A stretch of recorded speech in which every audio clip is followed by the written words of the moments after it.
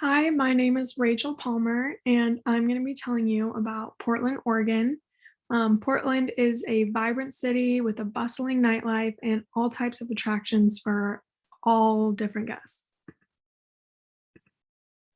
So, a little bit about the location. Portland is located in Northeast Oregon, and there is about 2.4 million people living in Portland. And the elevation is really close to sea level, and the Columbia River runs right through it.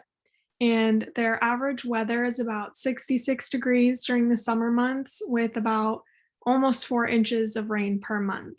So, very similar to Seattle, Washington's weather.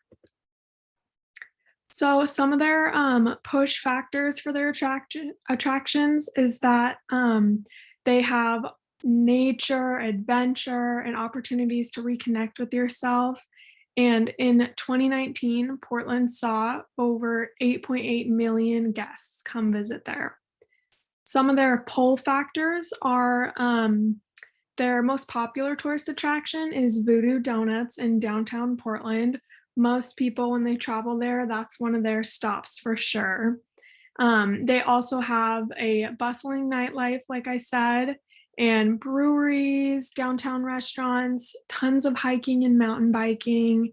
They have very famous gardens, including the International Rose Garden and the Japanese gardens. And they also have museums, parks, forests, mountains, so all types of attractions for guests. So some of their infrastructures and facilities that they've put in place is they've really pushed to create biking trails all throughout their city. They've even separated them from the road to make them safer because so many people travel on bikes. This goes along with their initiative to be a green city, and they really try to reduce the amount of car traffic going through their cities. And another way they do this is with their extensive bus and railway systems. And they also have recently implemented electric scooters, and they're in the trial period for that to see how they fit in the city and if people like using them.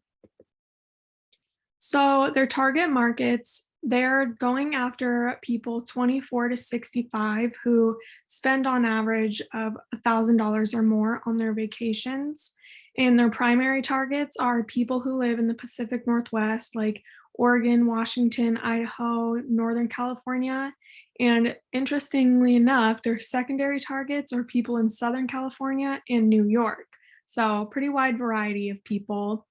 And Canada is currently their biggest international inbound consumers. So they have the most international guests from Canada, specifically British Columbia. And they're definitely targeting ventures because of all of the outdoor nature activities like mountain biking, hiking, and they want people who fit the vibe of their city, if you will. So people who like green energy, clean food, like more vegan options, things like that. Also, they're a very left wing city, so they want people visiting that will fit right into their culture they have there in Pullman or in Portland, sorry. So the economic impact of their tourism industry is huge. It currently supports 36,000, almost 37,000 jobs, and they generate $1.6 billion in employment earnings. And tourism specifically generated $5.6 billion in direct spending in 2019 and $277.8 million of tax revenue. So tourism is indispensable to the economic um, side of Portland. So, some other impacts of tourism. In 2003, Portland was facing its highest unemployment rates in their history. So, they started funding their tourism industry and putting aside money specifically for that each year to grow it, expand it, and to attract more guests. And this completely turned their city around. And now tourism is one of their biggest funding operations they have going there in Portland.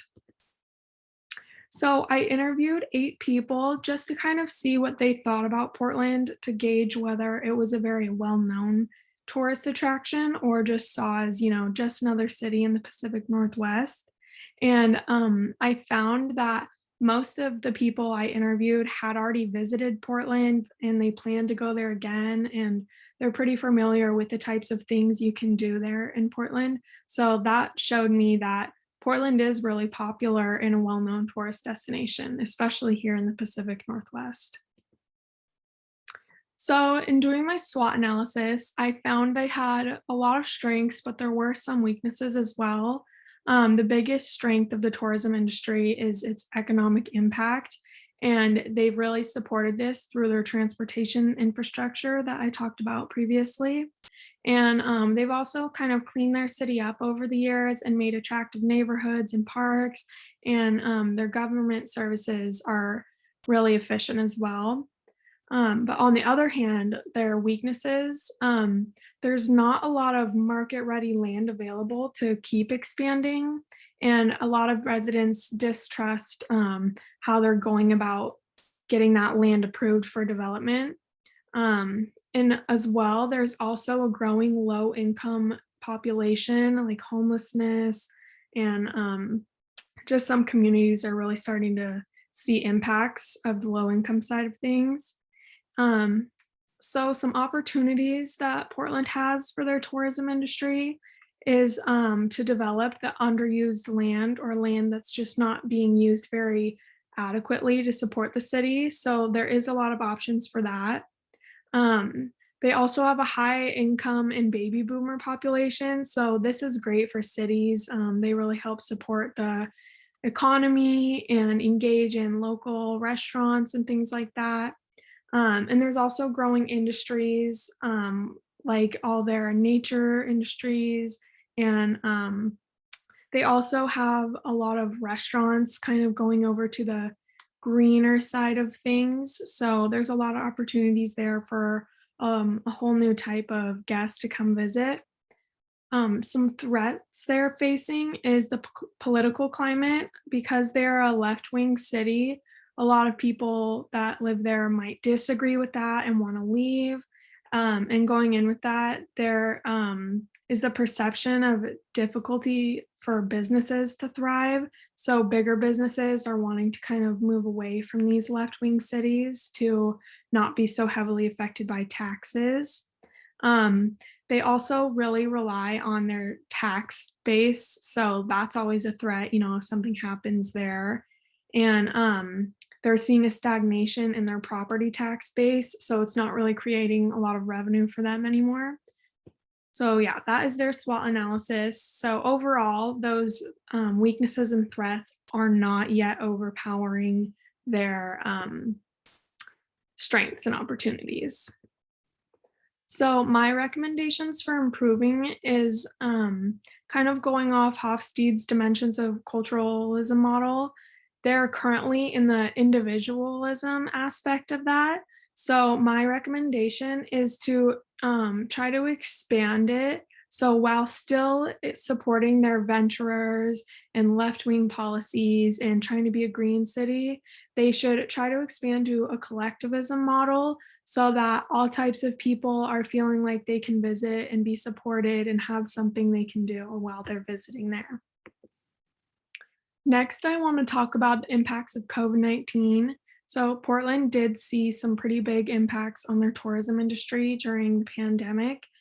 Specifically, to gauge this impact, I looked at the how the lodging industry in Portland did, and in 2020, their lodging was down 74% at its highest times and down 35% during its best times throughout the pandemic. So you can see by those statistics that they really did suffer in the tourism industry throughout 2020.